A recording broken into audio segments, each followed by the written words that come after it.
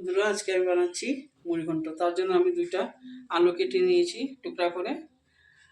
মাথা তো লাগবেই মুড়িঘণ্টের জন্য, কাতলা মাছের মাথা। এইটা মশলাটা ভিজিয়ে রেখেছি।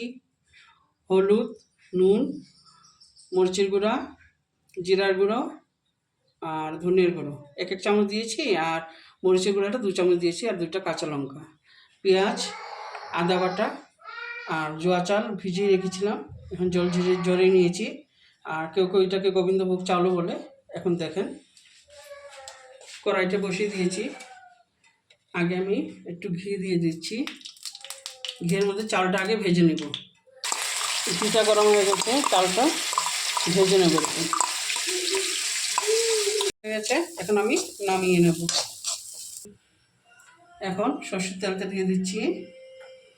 তেলটা গরম হয়ে যাও। তেলটা গরম হয়ে গেছে, এখন ফোড়নের মধ্যে আমি একটু পাঁচফোড়ন দিয়ে দিচ্ছি আর তেজপাতা দুটো দিয়ে দিচ্ছি। পাঁচফোড়ন থেকে সুন্দর গন্ধ একটা বেরিয়েছে। এখন আলুটা ভেজে নেব। এখন একটু লবণ দিয়ে দিচ্ছি, নুন দিয়ে দিচ্ছি,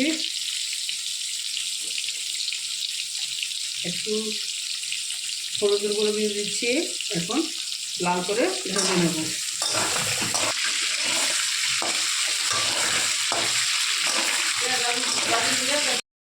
এখন এই যে মশলাটা ভিজে রেখেছিলাম ছেড়ে দিচ্ছি। এইটা এখন একটু কষিয়ে নেব।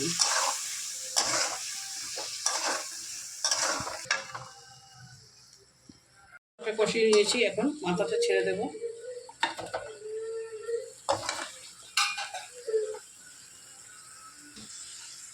মাথাটা একটু কষিয়ে নেব।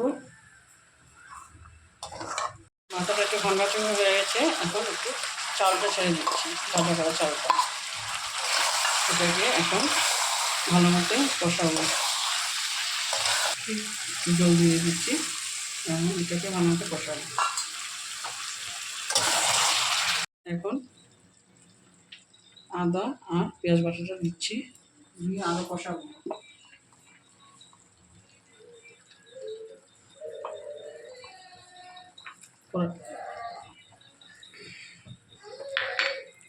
আরও একটু কষিয়ে নেব। চালটা সিদ্ধ হয়নি তো এখন। আমার চালটাও সিদ্ধ হয়ে গেছে। আর এখন একটু জল দিয়ে ঢাকা দিয়ে দেব। বেশি জল দেবেন না, একটুই দেব।